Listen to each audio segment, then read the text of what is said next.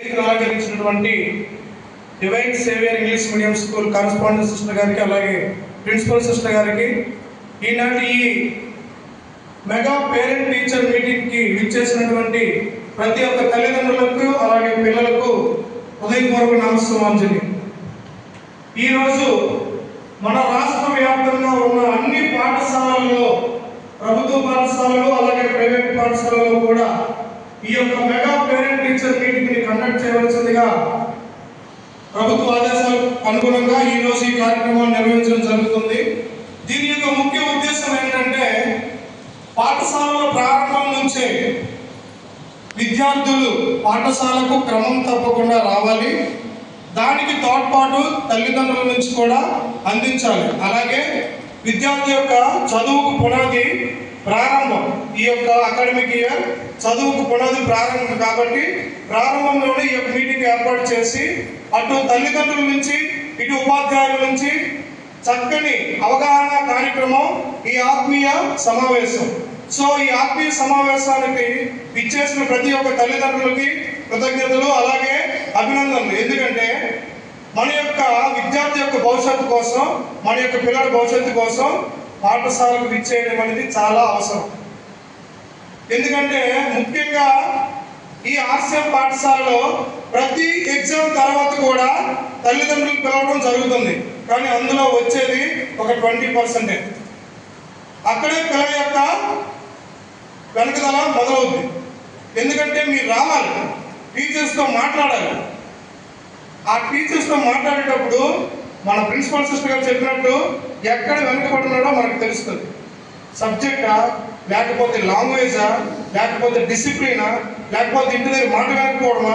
ప్రతి ఎగ్జామ్కి మీరు వచ్చి ఇంటరాక్ట్ అయ్యారనుకోండి, ఆ సంవత్సరం మొత్తంలో ముందుకు సాగడానికి అవకాశం ఉంటుంది.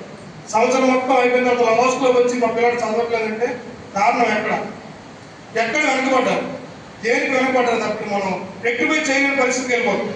సో అందుకే అకాడమిక్ ఇయర్ స్టార్టింగ్లోనే ఈ కార్యక్రమాన్ని చేయడం జరుగుతుంది. ఇప్పుడు గవర్నమెంట్ స్కూల్స్లో అయితే ఈ కార్యక్రమంతో అయిపోతుంది, కానీ మనకు అలా కాదు. మన పాఠశాలలో ప్రతి ఎగ్జామ్ తర్వాత కూడా పిలుస్తారు. దీనికంటే మేలుగా మనం ఆ కార్యక్రమాన్ని ఏర్పాటు చేస్తాం. కాబట్టి ఈ కార్యక్రమం యొక్క మెయిన్ ఉద్దేశం ఏంటంటే, తల్లిదండ్రులకి టీచర్స్కి గ్యాప్ లేకుండా పిల్లడి యొక్క చదువు అలాగే డిసిప్లిన్ పరంగా పిల్లలకి మంచి భవిష్యత్తు అందించే కార్యక్రమం. సో దీన్ని ప్రతి ఒక్కరూ అర్థం చేసుకొని, ఎప్పుడైతే పాఠశాల యాజమాన్యం నుంచి లేదా ప్రిన్సిపాల్ గారి దగ్గర నుంచి మెసేజ్ వస్తుందో దానికి రెస్పాండ్ అవ్వాల్సిందిగా మనస్ఫూర్తిగా కోరుకుంటున్నాను. అలాగే మన యొక్క పాఠశాలకు వస్తే ఎవ్రీథింగ్ ఈజ్ దేర్. ప్రతి ఒక్క చదువే ప్రతి విద్యార్థిని ముందుకు తీసుకువెళ్ళదు. బాగా చదువుకోవచ్చు, మంచి మార్కులు రావచ్చు, కానీ సమాజంలో ఎలా బతకాలో తెలియకపోతే అనవసరం. ఎవరి దగ్గర ఎలా మాట్లాడాలో తెలియకపోతే అనవసరం. విలేజెస్లో చూస్తున్నాం బూత్ మాటలు, నోయితే బూత్ మాటలు. ఇక్కడ మన ఆర్ట్స్ స్కూల్లో చదివిన పిల్లల దగ్గర నుంచి ఆ మాటలు రావు. అలా వస్తాయి అంటే ఊర్లో మీరు వదిలిస్తేనే వస్తాయి. దయచేసి అర్థం చేసుకోండి. పిల్లల తాలూకా డిసిప్లిన్, క్రమశిక్షణ మనం ముందు దారిలో పెట్టాలి. పెద్దలతో ఎలా మాట్లాడాలి, ఫ్రెండ్స్తో ఎలా మాట్లాడాలి, అలాగే సమాజంలో ఎలా ఉండాలి, సమాజానికి ఏ విధంగా ఉపయోగపడాలి. చదువు ఒకటి ఇది నేర్పదండి. అవన్నీ నేర్పించే ఆలయం, విద్యాలయం RCM school divine saviour English medium పాఠశాల. ఎందుకంటే మీరు కింద కూర్చునేటప్పుడు క్లాస్ రూమ్లో ఒక వీడియో చూశారు.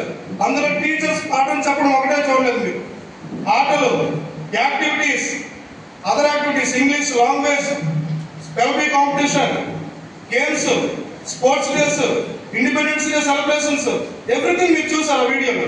అంటే ఇక్కడ ఒక్క చదువుతో పాటు అన్ని రకాల పిల్లల్లో ఉన్నటువంటి అన్ని రకాల యాక్టివిటీస్ కూడా బయటకు తీయడం జరుగుతుంది. సో దయచేసి మనము మన పిల్లలకి బెస్ట్ ఇవ్వాలి. సో అది ఎలాగిస్తాము? టీచర్స్ ఉదయం నుంచి మధ్యాహ్నం వరకు, సాయంత్రం వరకు కష్టపడి వాళ్ళకి అర్థమవున విషయాలు అవగాహన కల్పిస్తారు. దాన్ని ఇంటి దగ్గర మనం పునరావృతం చేయాలి.